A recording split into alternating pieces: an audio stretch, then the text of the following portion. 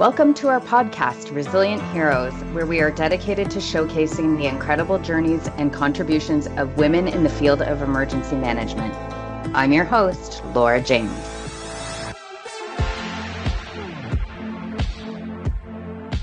Welcome back to Resilient Heroes, the show where we shine a spotlight on women making a difference in emergency management. Today's guest has walked a fascinating and inspiring path into emergency management. Raised in Oshawa, Ontario by her incredibly strong single mom who also happened to be a Rockette, she learned resilience and grit early on. She grew up as a dancer herself with dreams of becoming a photojournalist, and she got an early eye-opening look at workplace gender dynamics and strength in adversity.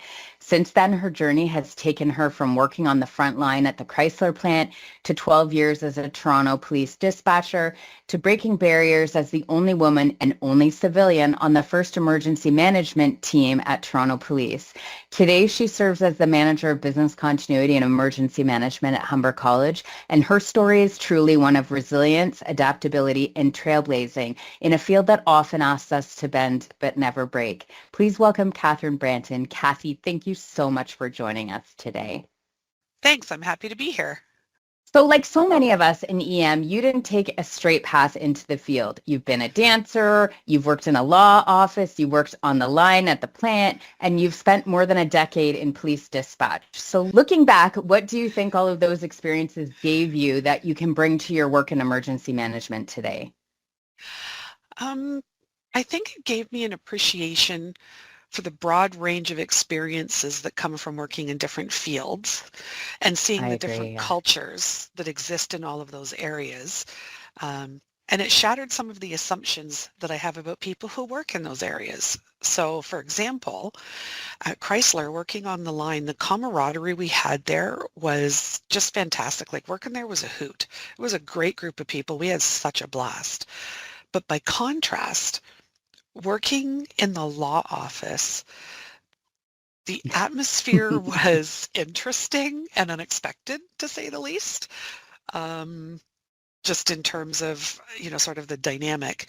And then like the police, that's just a completely different beast altogether. Like that's just a whole different thing. But because people only call on the police when they're having a bad time. So people don't call when they're having a good day.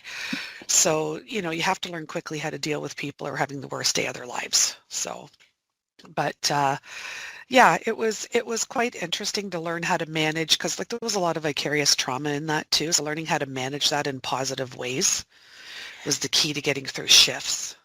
Yes. And I would say, I mean, you've just given a few examples there of some of the places that you've worked, but it's almost like you had to learn quickly on your feet to read the room in those different environments. And how are you working with management versus your colleagues? And it's different in each of those environments, so different.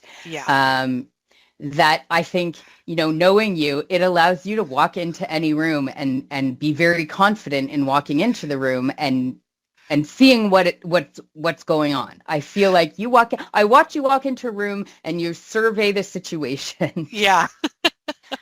Yeah, exactly. Because you have to, because it's from colleagues and management, like the uppers, like It's true. They all have their own little weird idiosyncrasies, and you have to know how to deal with those folks and what works and what doesn't work in order to get through. Okay, so I want to talk about, was there a particular moment in dispatch, and you and I have connected, ahead of time, but was there something, because 10 years is a long time to work in a call center, the impacts every day are really unimaginable for regular folk, because as you said, nobody calls when it's their birthday and it's a happy day. The only time people call is when they're having the worst day. So was there something that made you realize, it's time, I need to take a step back from this and try something else? Absolutely, 100%. So I was a dispatcher on the desk one night when this young girl disappeared. Her name was Holly Jones, and I will remember her name for the rest of my life. So I was the dispatcher on the desk. We had to coordinate the officers for the search. It was, a lot of logistical setting up of things, but, you sort of got this kind of weird sixth sense when you were working those calls and you went through those things, and sometimes the hair stand up on the back of your head, neck, and it's like, I knew that wasn't going to end well. I was just, a horrible feeling that I had, and unfortunately it didn't. She was found in her neighbor's fridge, and it was horrible. Like I was absolutely devastated. Devastating, yeah. Yeah, and that was because at the time Holly was the same age as my daughter, and she looked very similar. They both had very long dark hair, both had gorgeous smiles. My daughter has blue eyes, Holly's were brown, but they looked very similar. And I remember just the feeling of such senseless loss. Like it broke me. Yes. So when I went home from work that night, I literally crawled into bed with my daughter and I cried. Because it was just too much. So the next day when I woke up, I just knew I couldn't do it anymore. And I said, like, I have to find something else, because I'm either going to turn into a puddle of mush or I'm going to turn to stone. And I didn't want to do either. Yeah. So I started looking for other civilian jobs within the service. I applied for a boatload of jobs. Not all of which, I didn't want them all. As you do, though, during a job search. We all know how it feels. Yep. Yeah. But I wanted to get the interview experience so that when I found the job that I really wanted, I would, hopefully be prepared.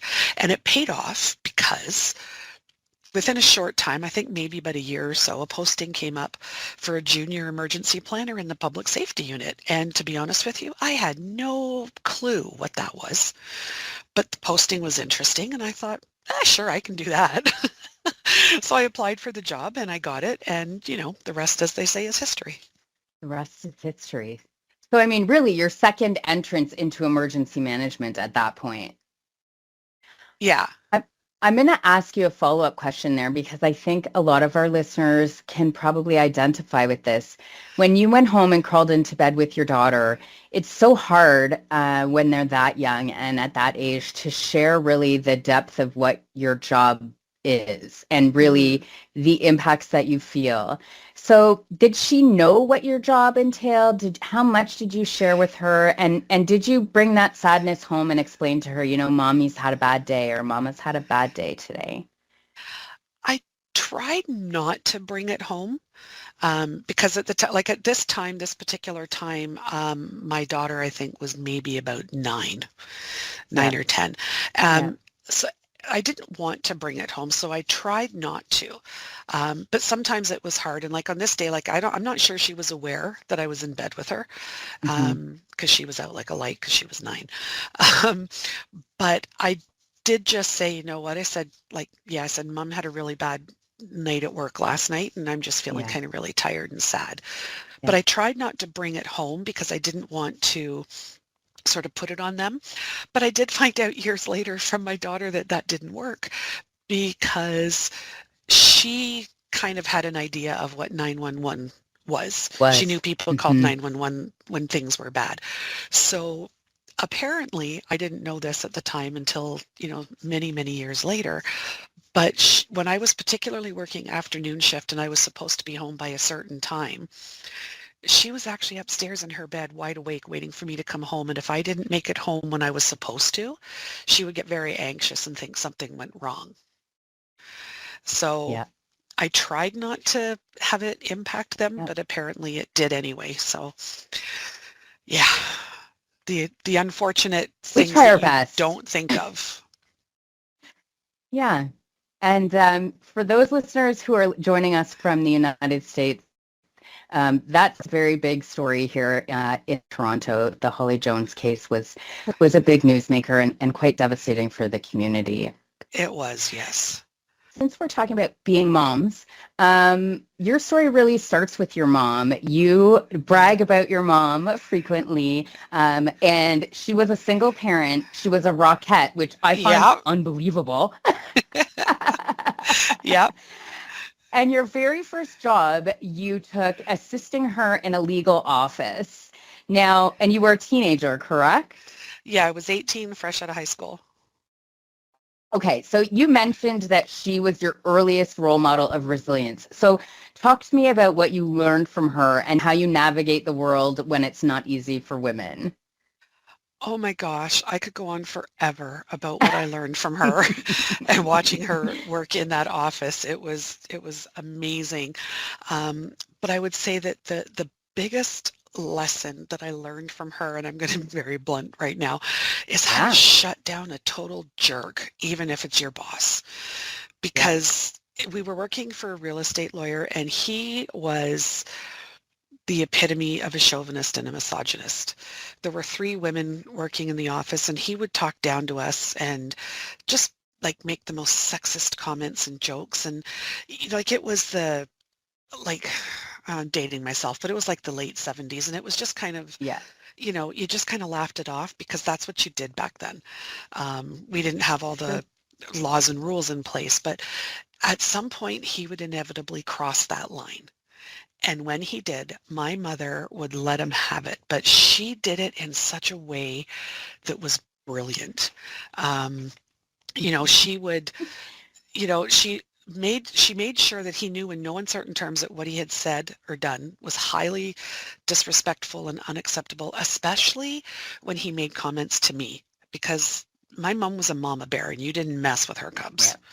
So, but it was amazing to watch because she didn't yell, she didn't freak out or anything like that. But I tell you, you knew in no uncertain terms that you had raised her ire and that, you know, and she had this sort of almost do it again and see what happens kind of tone when she was talking. And he would apologize profusely and he would say, and he would apologize to all of us. Oh, it was terrible. You're right. I'll never do it again. And he would be fine for a while, but then as typical, it would start all over Mhm. again. And we would go back through this process.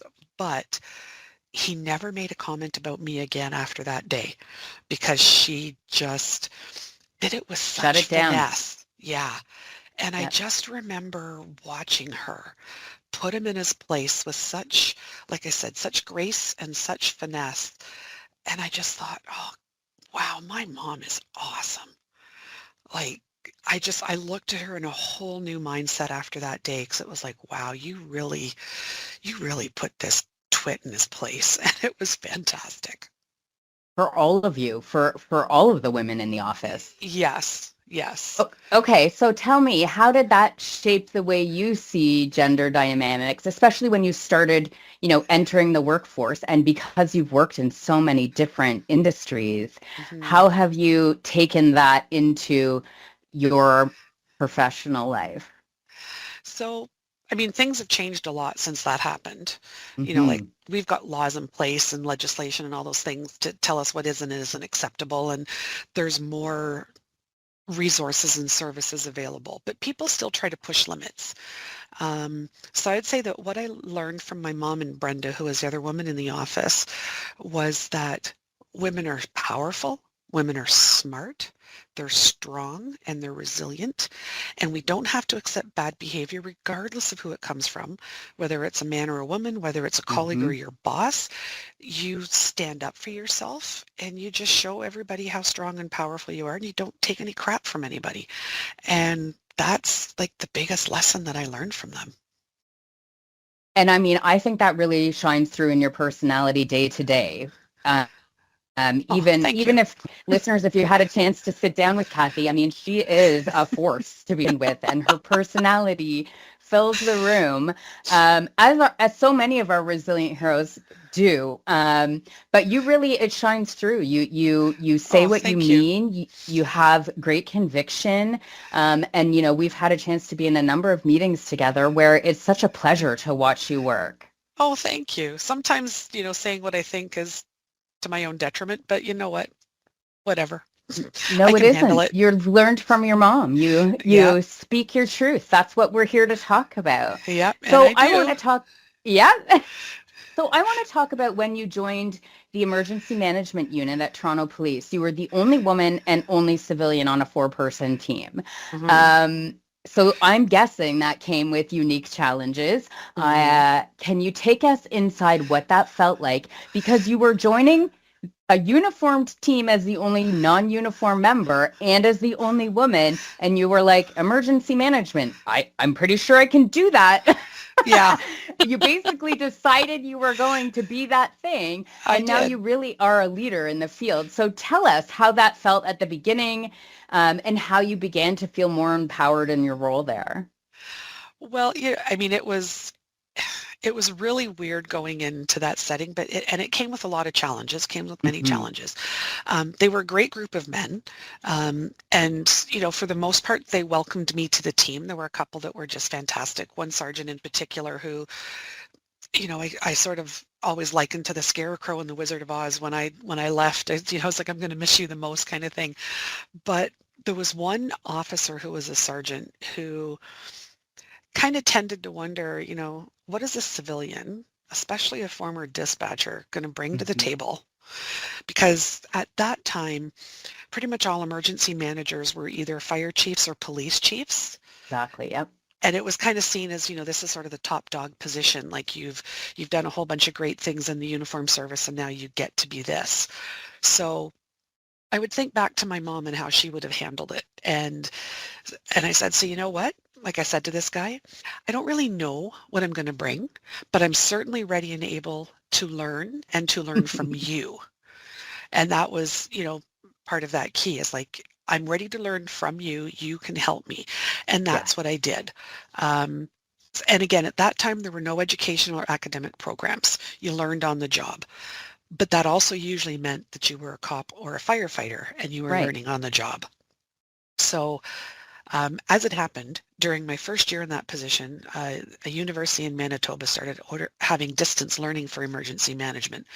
I can't remember if it was University of Manitoba or University of Winnipeg, I don't remember, but it was all distance. So I enrolled, and of course I got quite a bit of flack from this particular sergeant. And he was like, what can they possibly teach you about emergency management?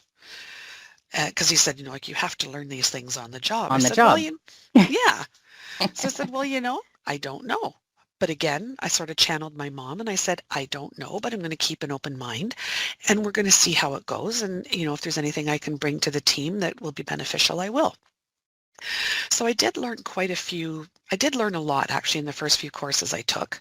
And I brought those lessons back to our planning efforts, and some of which he kind of, you know, was resistant to. But when I was able to prove, well, no, like this works, he I could see like the cracks that maybe he was, you coming know, around, willing to trying to think a different way. But then, you know, other schools started to offer programs and they stopped doing distance ed, so I had to put my education on hold for a while. But more so with this particular officer, one of the things that really sort of helped me prove myself to him was when we had to do some training. So we were delivering the BEM course, as it was called back then, to Toronto's Office of Emergency Management. And we were all given specific lessons to teach. And I think I was given preparedness my first time out. And the sergeant sat in the back of the room, and you know when someone's sitting in the back of the room and they're watching you and you just know that they're hoping you're going to fall on your face. Of course.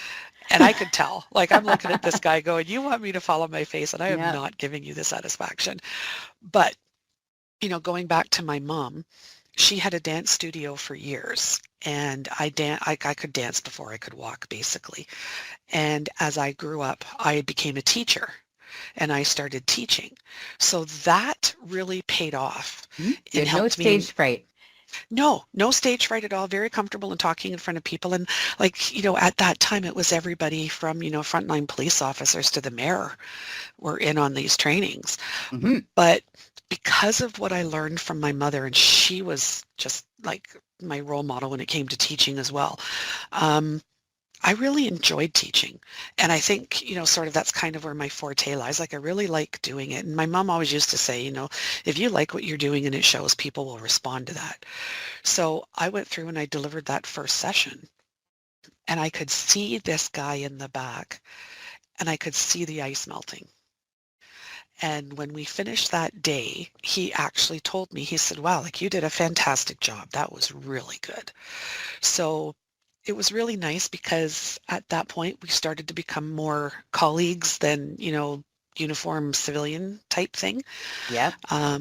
So it was really good because, you know, when he saw that I knew what I was doing and that I could sort of command the room and have people pay attention to what I was saying, it softened him. So, all those years of teaching dance really helped to Paid pay off. off. Yeah. And having the confidence in yourself. And it's funny. I recently had something similar to that where I gave a presentation and I heard through the grapevine a colleague said that they were blown away. And I thought, I mean, they're welcome to come to any presentation I give any time. Yeah. Exactly. When someone says you did a good job, you're like, yay, thanks. Yeah, thanks. I don't know why you're shocked by that. Yeah. I know. That's the funny thing, isn't it? I also really love the idea of training folks. I feel like it's the most rewarding part of emergency management, whether that's training, new emergency managers or municipal staff, or even the public preparedness piece. I hold that one really close these days in my community because, we're here in Ontario. We have all kinds of severe weather, whether that's summer or winter.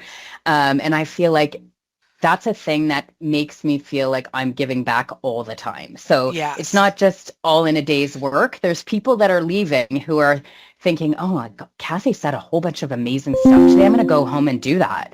Or I'm going to take that back to my workplace and share that. So you really do, you're sharing with, you're changing lives is what you're doing. That's what I'm hoping. That's what I hope for. Yes. So, I mean, being first is something that you do. You have done this throughout your career. So I want to talk a little bit about higher education and emergency management in higher education, because you went on to York University, where York was the first higher education institution in Canada to create a full-time emergency management position. And you were chosen to step into that role. And for our listeners, in emergency management, you have to wrap your mind around the fact that many of our universities and colleges in Canada and across the United States are bigger than small communities. And the risks on those campuses are just as high, if not higher, than, many of our small communities across Canada. So right after you started there, Virginia Tech happened. So you were basically, drinking from the fire hose at the very beginning. Yes. So talk to me about what that was like. How did, watching that tragedy happen south of the border shape the way that you wanted to build the program for York? So, like you said, I was 3 weeks onto the job. I started there, I think, like April 1st, and this happened somewhere around April 16th or something. And I mean, it was just horrible. Right. I remember hearing about it and just going numb and thinking, holy, bad word I can't say. You can say anything you like here on Resilient Heroes. But the fact that something like that happened at a university that was roughly comparable to the one I was at really struck me. And it really set me on a path that has somewhat defined my career. Because like you said, yes, colleges and universities are basically a microcosm of the municipalities they're in. And, I would always say when I delivered my training, at the time when I was at York, that, there's 444 municipalities in the province, and York University, with a population of 60,000, is larger than 387. Exactly. So it was like, why aren't we legislated to do anything? So I came maybe what you might call a little obsessed with doing everything that I could to make sure that my community was prepared and that, that they would know what to do and how to keep themselves safe. So, I developed lockdown training, as it was called then, because it was sort of like a passive lockdown, but I developed that training for our community and I delivered it to as many people as possible, faculty, staff, student, I don't care who you are, come get the training. And again, since there wasn't and still isn't any legislation in Canada, which is a bone of contention with me, but that's a whole other story. I agree. There's nothing to tell colleges and universities they have to have these things in place. I know. Which boggles my mind. But what I did was I basically modeled the program at York after the Ontario legislation, the EMCPA. So at the time when I got there, York had a plan that was from 1990 something, which was terrible because I started there in 2007. So it's like, this is really bad. So I updated that and I followed the legislation. So I created an EOC, implemented IMS. I developed a very rigorous training and education and exercise program. I mean, this took years. This didn't happen overnight. It took several years to get it all in place. But the driver for it all, always in the back of my mind, was that I don't want to be Canada's Virginia Tech. I want my community to be safe. And, you know, because you know how we always say it's never a matter of if, but when something happens. Of course. So, you know, I was always just bound to determine that, you know, God forbid this happens in my community. I want to make sure that everybody goes home at the end of the day. So, you know, it's sort of, like I said, it sort of modeled or sort of guided where my career was going to go. And when I restarted my studies, actually, and I did my master's thesis was on active attacker training in the post-secondary setting. So it's something that's always going to be a part of me. Like, because that happened right when I started there, it really just sort of defined what the focus of my career was going to be.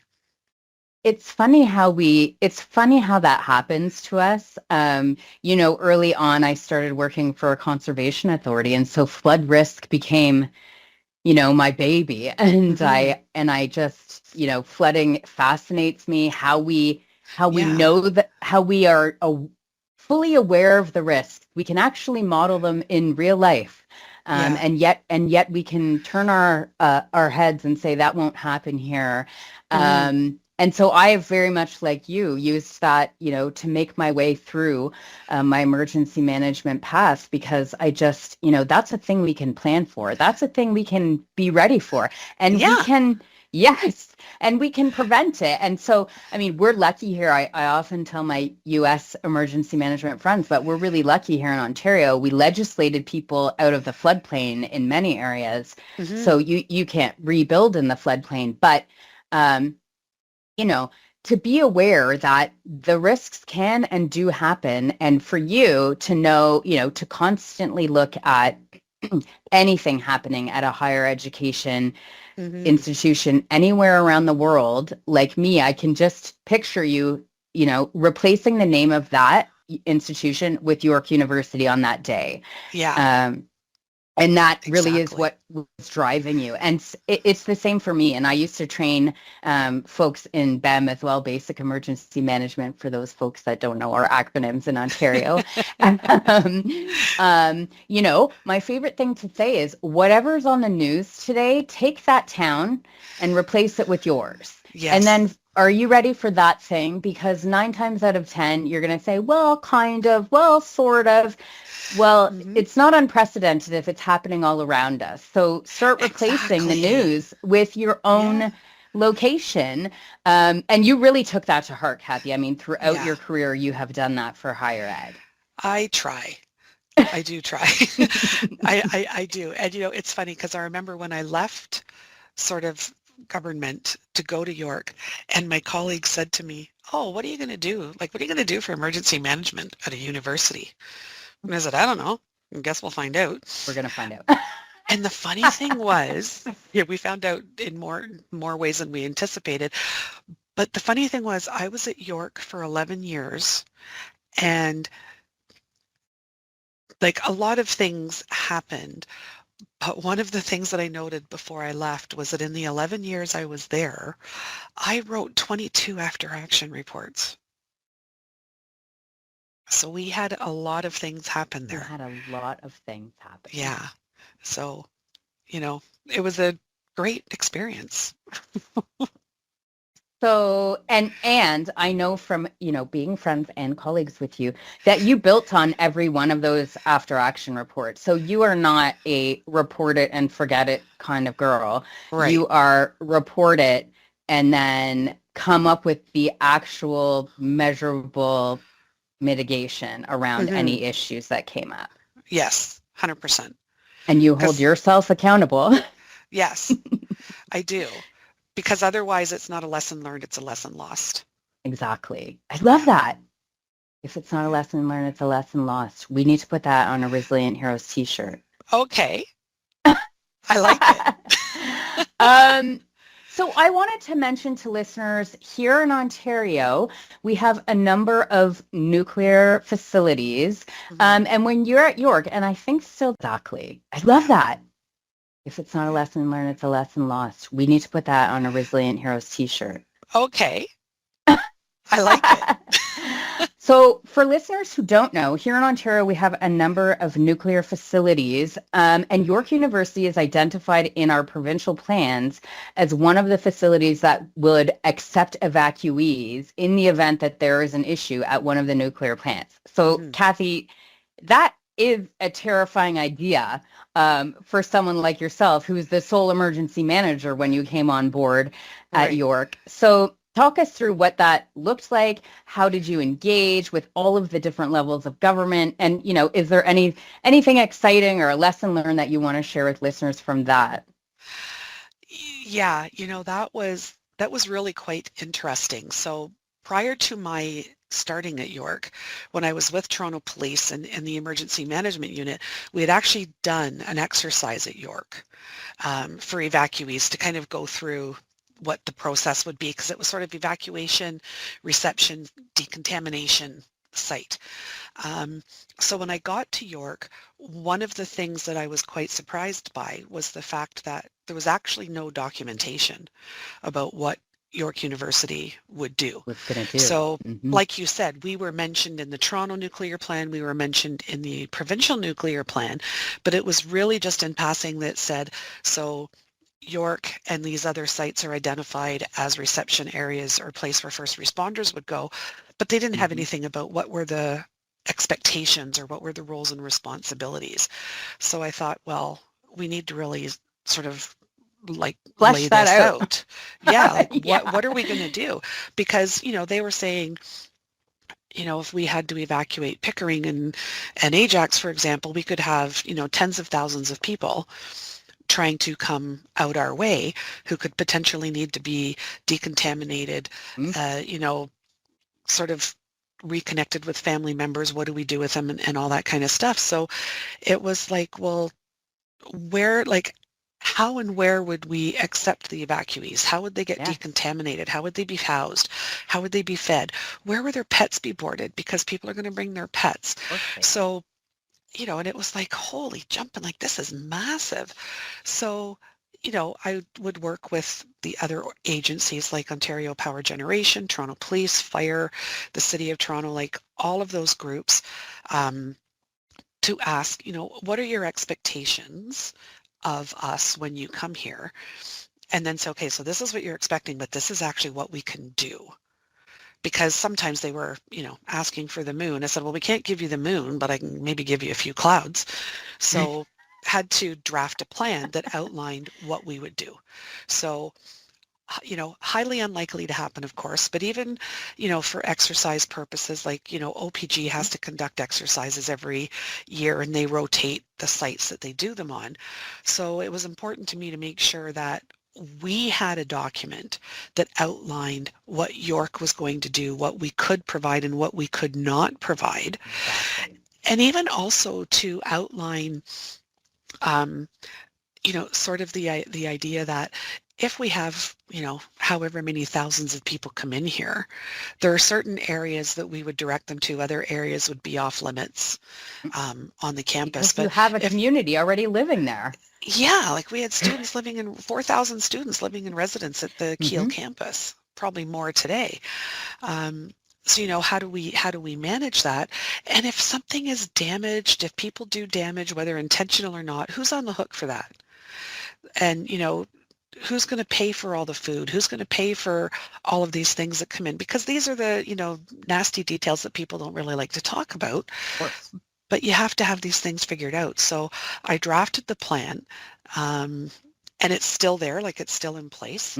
But it's actually one of the things that I'm actually most proud of in my career was being able to develop that plan, get that plan completed, and have it in place, because, you know, that's a big responsibility to have, you know, thousands of people come to your campus looking for help, and how are you going to do that? So yeah, it was a big deal to get done. It took a couple of years, but we got her done.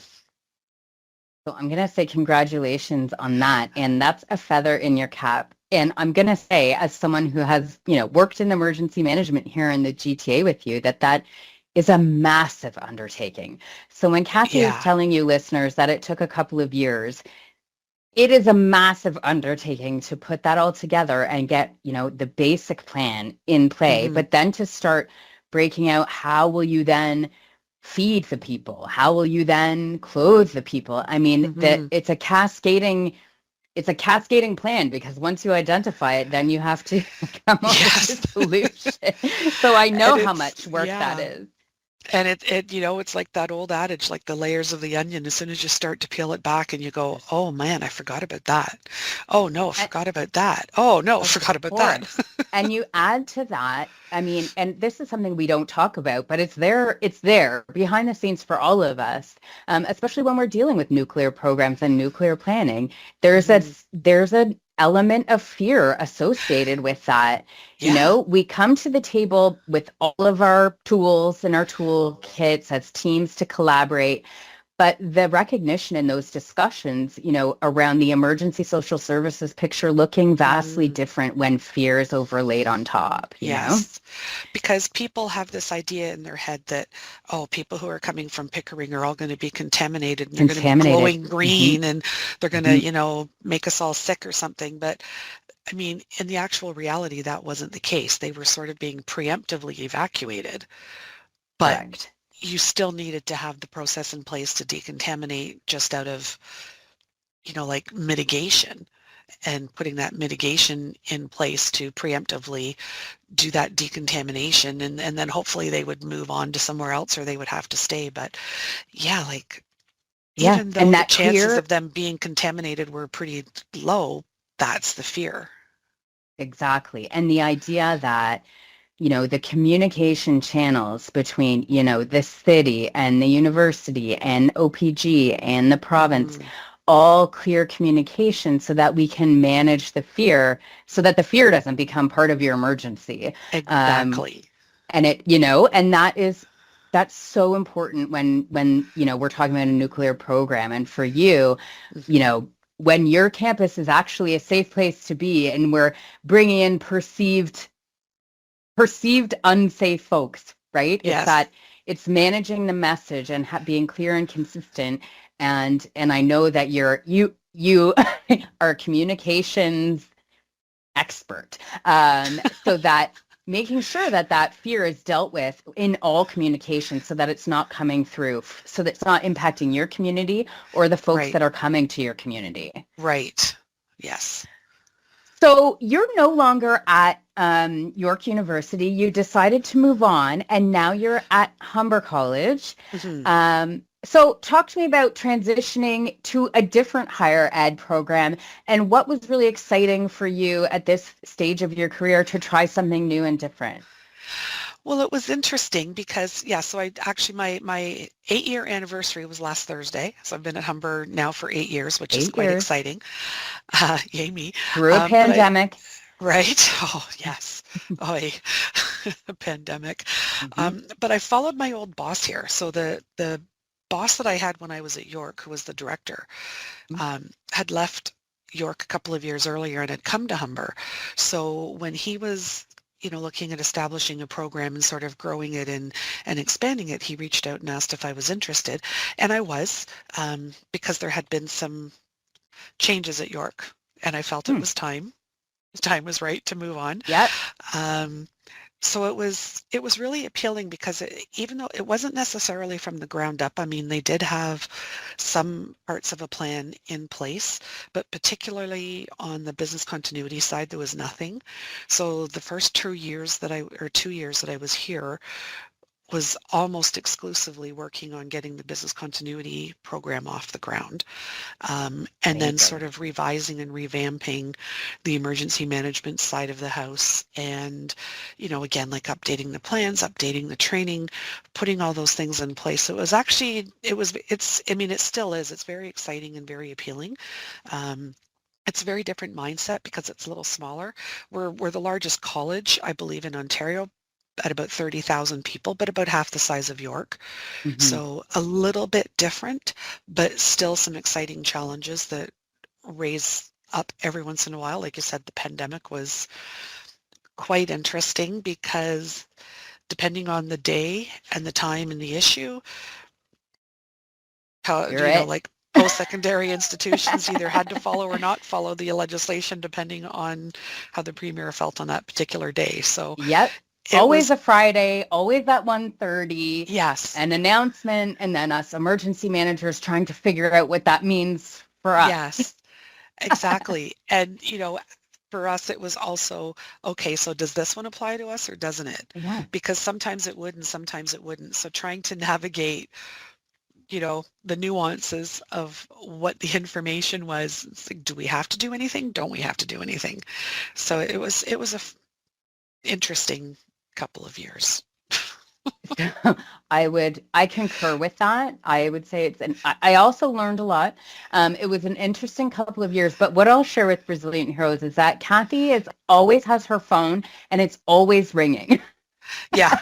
Because if she doesn't know the answer to your question, she knows the person who will know the answer to your question, throughout your decades of experience. Yes. And so you really are, a leader in the field. And so your phone is constantly ringing. It is, but you know what? I like that, which sounds kind of weird, but I like the opportunity to give back because this is one of the things that I love about our field is it's one of the few areas where people don't hold their cards close to their chest Mm-hmm. and don't want you to know what they're doing. Like from the minute I started at York, and, as other schools started to bring people into these positions and people would call me and ask for something, I am more than happy to share every single thing I have with Yes. you. And that's what I love about emergency management. Like we share like no other profession I've ever seen. And it's fantastic. I mean, I would totally agree. And I would say that, of course we should, because if we Yeah. experience something, that after action report and the changes that we're making to our own internal plans, Mhm. that's lessons that we should be sharing across the community. Um, Absolutely. so I love that. But just to know that if you're going out for dinner with Kathy, her phone will ring the whole Yeah. time. Yeah, that does happen. So I wanted to chat about this. You and I have talked about it in the past, and it really is, at least for our generation, I would say something that has been really front and center. And that's, around the adversaries versus allies dynamic that can impact women in male Mhm. dominated fields. And, for my first few years, it felt very much when I was in the room with other women emergency managers that I was in competition, or we were in Mhm. competition with each other instead of holding each other up, instead of Right. bringing each other along and learning from each other. So how have you managed through that? And, if others who are listening have found themselves in that position, what advice would you give? It's funny because I've spent basically the brunt of my professional life working in male-dominated fields. Same. Working at Chrysler was generally a lot of males. You Yep. know, the lawyer was a male, the police obviously Mm-hmm. very male. Yep. Um, so it's been interesting, but I have also had the amazing opportunity to have some really strong female influences in my life. Um, So, my mother particularly being one of them. And, for me, it's hard to think of advice to give in general terms because, every situation is so different and the people involved are very specific. But, um, and depending on what's happening, you may not have the option to leave a situation or search Mm-hmm. for another position. So, from my perspective, the best advice that I would give someone would be to again, like you say, don't be in competition with each other. Seek out a really strong female ally or mentor. And Mm-hmm. it could be someone that you already know, or it could be someone that maybe you've heard of or you don't really know very well or at all. And just reach out and ask for help because there's absolutely nothing wrong with asking for help. We all need help at some Exactly. point in our lives. Sometimes we need the help, sometimes we give the help, but they're both important. So I think, reaching out to someone, but the hard part to it is that you have to be honest, because you're not going to get good feedback from someone if you're not honest and sort of lay your Hmm. cards on the table. So Yeah. in order to get honest feedback, you have to be honest with yourself and do some really good self-reflection and say, here's what's actually happening. So based on the situation, based on the person, you have to figure out, is there a path to compromise? Or, are you still able to work with or for that person? Um, and the answer to that question will guide what you do next. But you always have to stand up for yourself. Like, watching my mother do that is like the biggest lesson of my life. Always stand up for yourself. Do it firmly, do it respectfully, maybe with a little bit of sass. But In case you can't tell, listeners, Kathy's got sass. I got a little bit of sass. But yeah, you have to do that. But the other thing that I have found out, and it took me a couple of years to kind of come to this, but I would also remind everybody, you know, even if we are the only woman in the room, you don't always have to be the loudest voice in the room, but it Mhm. doesn't mean that you let people walk all over you, because confidence is powerful, and use that power to your advantage. So you don't necessarily have to be the loudest, but be the most confident, be the most powerful, and use that to your advantage. That is amazing advice, Kathy. Now, your Thanks. career path has shown all kinds of reinvention. I mean, really, when you take a leap, you're trying something very different than the last position that you had, Hmm. and that reinvention requires a lot of resilience. I mean, you just kind of showed there that you're not afraid to be vulnerable, to look at yourself in the mirror, and to really be Hmm. honest about a situation. So how do you ground yourself when life throws you curveballs? And that could be like even during an activation or an incident that you've had to deal with. Like, what brings you back home to Kathy and find yourself again when you have a quiet moment? Honestly, I think back a lot to my mom and how she handled herself, both personally and professionally, throughout her entire life. Life threw her a lot of curveballs.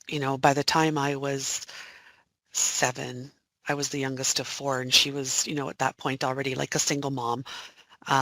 So life threw her a lot of curveballs, but she Hmm. handled every one of them with grace and dignity, and quite honestly, a fantastic sense of humor, um, It's which I think is important. which I think is where I get my odd sense of Yep. humor from.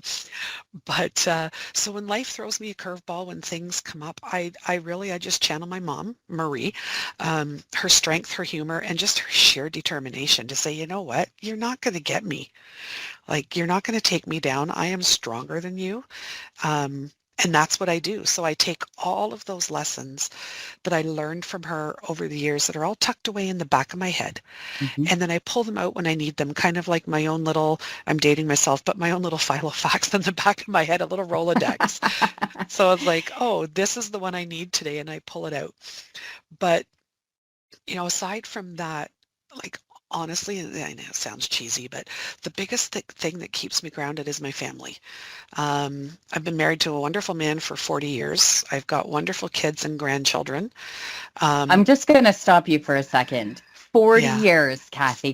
40. Congratulations. Thank you. I know it's a That long time. crazy. I know. And the funny thing is I still feel like I'm 25, so I don't know how that happened. Same here. But yeah, Yep. thank you.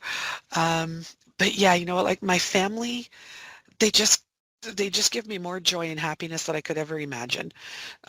So whenever, you know, they always have a way of sort of bringing me back to what's important. So the curveballs don't really stand a chance, because a little bit of my mom going, you're not going to take me down, but also Hmm. a little bit of that whole, but you know what, when you don't take me down and I'm done with this, I get to go home and be with You my get to go family home. and just Yeah. be happy. And that's really what it is.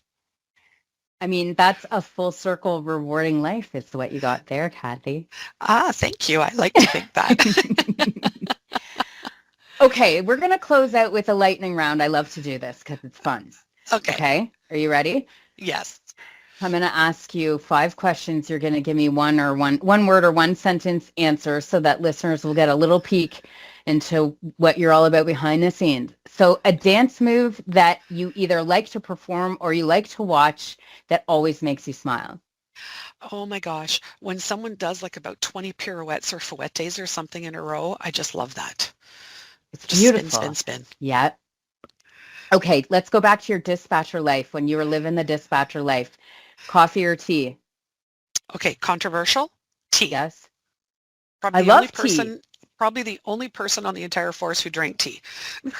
Yeah, so you had to bring your own, I guess. That's what happened there. Yeah. Okay. Yeah. One skill every emergency manager should have that's not in a job description. Oh my gosh, a sense of humor. Exactly. Don't take yourself too Thank seriously. You. Yeah. My gosh, if you can't laugh, get out of my EOC. Right, exactly. And I would say you need to have a bit of a darker sense of humor too, because that's really required on some days. It is, and it's it's kind of the same thing like when I was working for the police, and we always, they always called it gallows humor. Yeah. It's humor that you can't really share with people outside of that bubble. Mm-hmm. But it's the same thing with emergency management. There are some things we can joke about that you couldn't with the rest of the world, but just don't take it too seriously. Yeah. Yeah. If you weren't in emergency management right now, what would you be doing? When I was younger, as you mentioned earlier, photojournalism. Yeah. But right now, quite honestly, other than retiring at some point, there's not really anything I'd rather do. I love it. That is an amazing answer, Kathy. Okay, last question. If you could give me one word to describe the future of women in emergency management, what would it be? Limitless. Ooh, that's a great one, Kathy. Limitless. Limitless. Kathy, I cannot thank you enough for joining us today on Resilient Heroes and letting us share your story really from start to finish now, getting close to retirement. You said getting the close. R word. I did, yes. Now, can I put this out to our listeners, Kathy? If they want to reach out to you, can they find you on LinkedIn? Absolutely. They sure can. Amazing. Yes, I am on LinkedIn. Yes. We can put your email in the show notes too, if you'd like. Yeah, for sure. Awesome. Yeah, this has been great. Thank you so much. Kathy, thank you so much for sharing your journey with us. And Resilient Heroes listeners, here's my challenge for you. Think about the people, especially the women, who modeled resilience for you throughout your lifetime. Reach out to them today and thank them. Send them a quick text, and then pay it forward by mentoring somebody who's coming up behind you. Until next time, Resilient Heroes, stay strong, stay resilient, and we'll see you again. The opinions expressed on this podcast are those of the hosts and guests and do not necessarily reflect the views of Buffalo Computer Graphics. All content is for informational purposes only. Are you or someone you know a resilient hero and would be interested in contributing to our podcast? We would love to hear from you.